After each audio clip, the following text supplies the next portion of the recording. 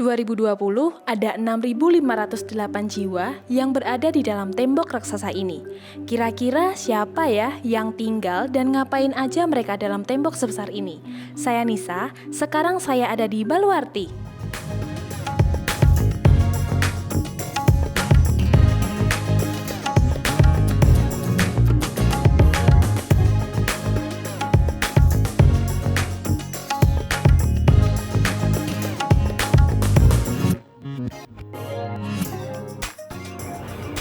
Hai semuanya, hari ini nanti aku mau ketemu sama Mbak Santi untuk keliling di Baluarti.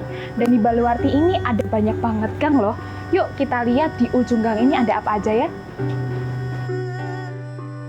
Di sini banyak banget tempat menarik. Contohnya Keraton Kasunanan Surakarta, sekolah-sekolah tradisional, dan bangunan bersejarah lainnya di Surakarta.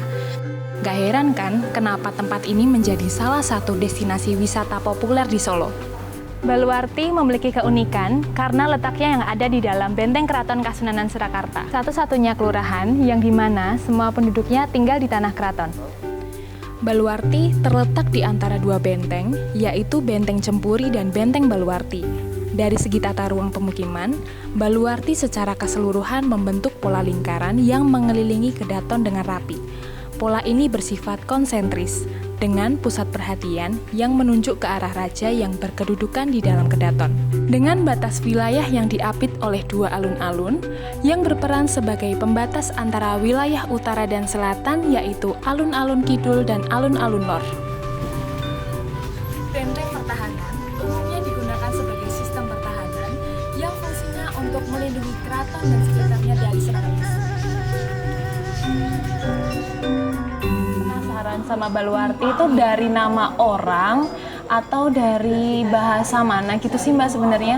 Kalau Baluarti ya dari kata bahasa asing gitu ya. Jadi dari kata Portugis gitu, Baluarci gitu. Baluarci. Iya, Baluarci. Tulisannya sih Baluarte ya. Oh, tapi bacanya Baluarci. Baluarci gitu ya. Itu kurang lebih begitu lah. Mungkin agak ada perbedaan dengan lidah lokal tapi kurang lebih gitu. Nah, karena bunyinya itu kemudian mirip ya dengan Baluarti dan ada mungkin ya lidah kita mungkin nggak bisa secara tepat mengucapkan Baluarci gitu dari Baluarte, tulisan Baluarte bahasa Portugis, maka kemudian ya jadi Baluarti itu gitu.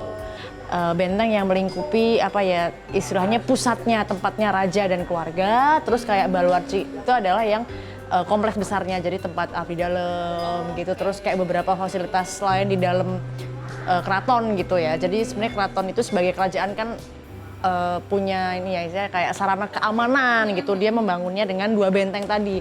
Untuk yang inti ada Cepuri, kemudian secara keseluruhan itu ada Baluarti. Nah kalau hari ini di Solo ya, itu ya Baluarti itu merujuk juga ke ya permukiman yang ada di dalam keraton itu tadi gitu kan. Sekarang di dalam tembok benteng itu kan memang ada pemukiman yang tadi bisa juga jalan-jalan ya. Kayak gitu sih, jadi sebenarnya asalnya dari situ. Selain itu juga ada daerah Lumbung, itu letaknya mulai dari pintu gerbang selatan ke utara sampai pertigaan ya ke timur selatan dan ke timur lagi sampai pintu gerbang timur. Nah, namanya sih sudah mengindikasikan kalau itu memang dulu jadi tempat penyimpanan bahan makanan milik keraton.